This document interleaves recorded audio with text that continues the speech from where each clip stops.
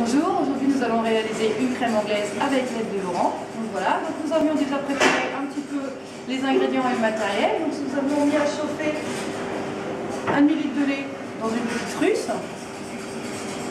En matériel, nous allons aussi avoir besoin donc, de la spatule en plastique et du fouet, ainsi que des jaunes d'œufs et du sucre. Donc Laurent est en train de clarifier les œufs. Et Laurent, tu vas me rappeler ce que veut dire clarifier? Séparer les blancs et du jaune. Très bien, donc c'est séparer les blancs des jaunes. Donc les blancs d'œufs après nous serviront à faire, c'est Laurent, des huiles flottantes. Ah voilà, j'ai dit. Voilà. Donc on rappelle un petit peu les précautions d'hygiène par rapport aux œufs, puisque les œufs, tout à l'heure nous avions un œuf qui était fêlé, vous avez préféré le jeter par rapport, comme il était fêlé et que c'est pas propre. Donc voilà. Et bien sûr, maintenant que Laurent t'a clarifié les œufs, qu'est-ce que tu vas aller faire? Mettre la poêle et me laver. Voilà, super. Se laver les mains. Puisqu'on rappelle, les œufs sortent comme ça, ils ne sont pas lavés. Et la coquille, elle est propre. Peut-on laver les œufs? On peut si on les utilise aussitôt, mais sinon c'est pas recommandé de les laver, il faut juste laver les mains quand même. Donc là, Laurent va vous faire une pesée. Va faire la pesée du sucre. Donc on a besoin de 100 g de sucre. Donc Laurent va, je vais te mettre par devant, comme ça tu vas nous montrer comment tu fais la tare et la pesée. Enfin, c'est pour le sucre, tu sais, pour avec la tare.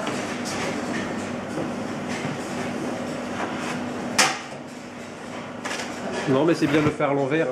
Tu te mets à l'envers, on va te dire... Vas-y, fais sur le côté. Donc il a rappuyé sur la table puisque le fait d'avoir mis un récipient dessus, ça fausse la balance. Et il va nous poser les 100 g de sucre.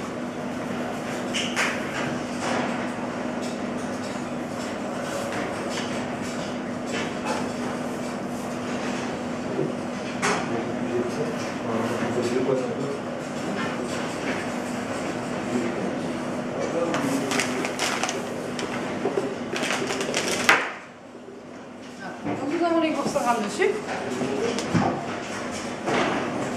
Donc nous allons blanchir les jaunes d'œufs avec le sucre.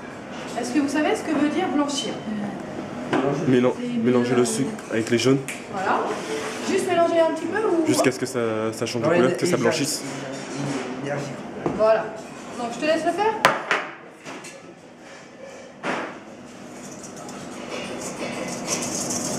Alors quand vous mettez des jaunes d'œufs avec du sucre, il faut les mélanger aussitôt. Il faut éviter de laisser le jaune sur le sucre, vous l'avez déjà vu, ça cuit.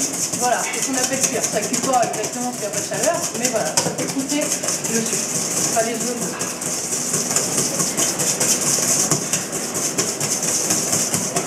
Donc Laurent a la technique, hein, vous voyez qu'il blanchit énergiquement. Enfin, un petit peu, je pense. Un petit peu. Parce que blanchir, ça permet aussi aux jaunes d'œufs de changer de couleur. Le but de blanchir, c'est que le sucre soit un petit peu dissous dans les jaunes. Voilà, blanchir. Donc là, il a blanchi ses jaunes d'œufs avec son sucre. Maintenant, notre lait qui a bouilli, nous allons l'incorporer dans notre appareil, jaune d'œuf, etc. Mais on va le faire en 2 fois. Pourquoi, à votre avis, je ne vais pas forcément mettre tout d'un coup? Pour ne pas cuire les œufs. Voilà, très bien. Pour éviter que ça cuise les jaunes d'œuf.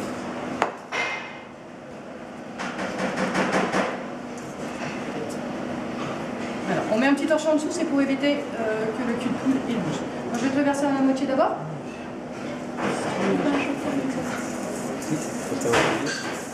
On demande si c'est pour éviter le choc thermique. Oui, aussi. Pour éviter justement que les œufs soient cuits. Parce que si les œufs cuits dessus, en fait, bah, ça va faire comme si on avait une omelette à l'intérieur de notre omelette. Donc voilà, il a commencé à mélanger tout. Je vais rajouter le reste. Et là, je vais prendre la précaution de laver à la russe. D'accord? Parce que vous voyez le petit dépôt dedans, ce dépôt, est-ce que ça brûle quand je vais la cuire? Donc je vais donner un petit peu. Donc j'échange de russe.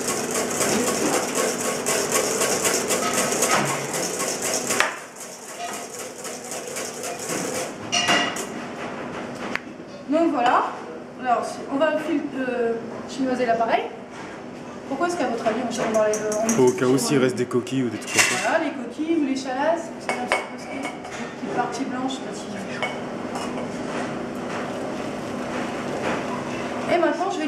crème anglaise. Alors, comme vous avez déjà cuit la crème anglaise, est-ce que c'est une crème qui va bouillir? Non. Non. C'est quoi la particularité de la crème anglaise, vous savez? Quand on la fait cuire, elle perd la mousse. Voilà. Et ça va. Très bien, parce qu'en fait, on a eu la mousse, c'est dû à quoi? À l'air. Voilà, c'est le fait d'avoir fouetté. Comme il a fouetté énergiquement, ça a fait de la Ça a mousse. incorporé de l'air. Donc maintenant, on va utiliser la spatule. On va mettre sur la plaque de mijotage parce qu'il faut que ça cuise doucement. D'accord? Parce que le but, c'est d'amener l'appareil tranquillement à 84 degrés. Et vous vous rappelez peut-être de la cuisson, ce qu'on appelle la nana. Vous voyez? Parce que c'est quand, quand vous passez votre doigt et que... Ça nappe. Vanné, oui, c'est vanné. Non, je pensais, le doigt sur la spatule, aujourd'hui avec l'hygiène, Oui. c'était les Mais anciens le mieux, chefs qui c'était faisaient. d'avoir une sonde. On peut travailler avec une sonde, mais attends toujours une sonde. Vous voulez une sonde, Madame Noire? Non, ça va. Faites-nous Mais voir je vais qu'à mettre l'ancienne, on sait le faire, à Oui, l'empirisme. parce que je vais mettre le doigt, moi.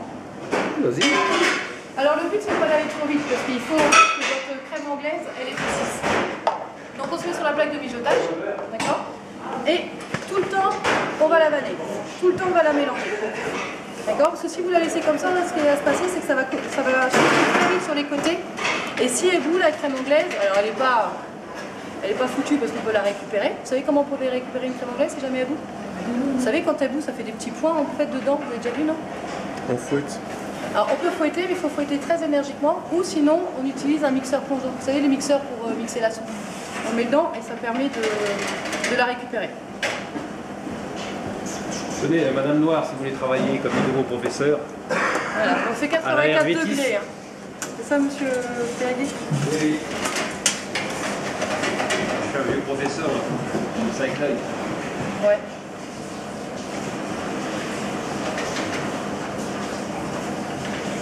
Si tu veux le faire, non. Voilà, vas-y, non.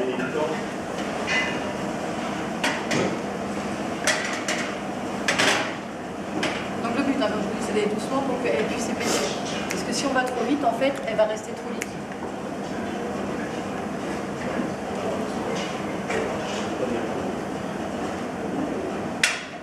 Et donc si on la cuit, ça s'appelle comment?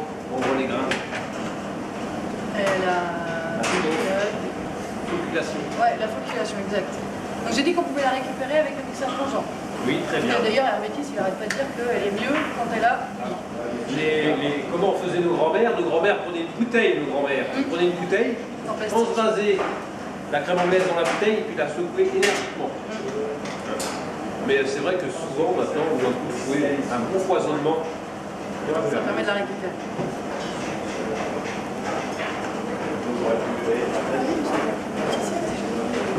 T'as le droit, t'as le droit de meubler. Alors, vous savez que vous avez déjà réalisé la crème pâtissière. En fait, c'est les mêmes ingrédients que dans une crème anglaise. On rajoute quelque chose pour l'épaissir. La farine. Ouais. Tu peux c'est quoi? Non, j'ai dit de la farine. Ah oui. Et comment vous la faites? Vous avez déjà fait la crème pâtissière? Quand est-ce que vous la mettez la farine? Bah, au début. Quand on a clarifié, quand on a blanchi. Voilà, vous avez blanchi et c'est à ce moment-là que vous mettez la farine. Et après, par contre, la crème pâtissière, elle, il faut absolument qu'elle boue. Parce que si on veut qu'elle épaississe, il faut que la farine elle puisse épaissir.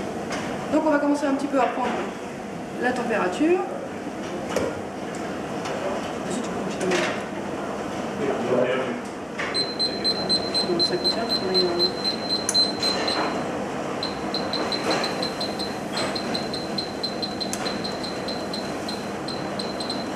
Alors qu'est-ce qu'on va faire quand la crème anglaise va être bon là. Dès que la crème anglaise elle est finie, qu'est-ce qu'on va faire? Ouais, ça y est. La mettre au frais. La mettre au frais, on la débarrasse pas? Ah oui. Il faut la débarrasser parce que sinon elle continue à cuire. Parce que on n'a pas eu... Alors on va lui donner un petit coup de mixeur quand même. On l'a pas mis, on va le mettre à la fin.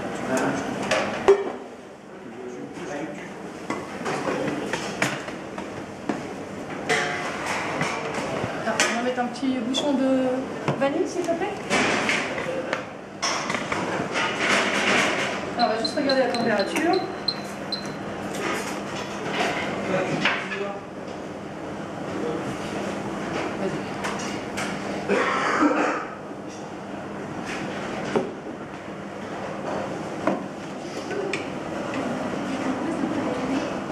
Est-ce qu'on la trop cuit?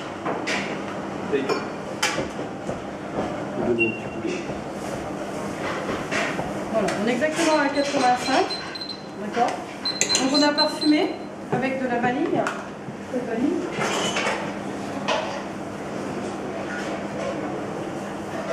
Et là, on va la refroidir assez rapidement. Alors Laurent, on va la refroidir où? Voilà, dans une cellule. Dans la cellule refroidissement. Voilà. Et de temps en temps, on vannera pour éviter justement que sur le côté, ça prenne de la glace. Parce que vous savez que la crème anglaise, c'est la base de la glace à la vanille, par exemple. D'accord? Donc Laurent, tu veux bien nous filmer? Parce que tout ce qui va... Termine, tu termines. Voilà, filmer le bahut et ensuite le mettre en cellule, s'il te plaît. Et voilà. Merci pour cette démonstration. La crème anglaise et merci de ton aide. Merci à vous. Ouais, stop.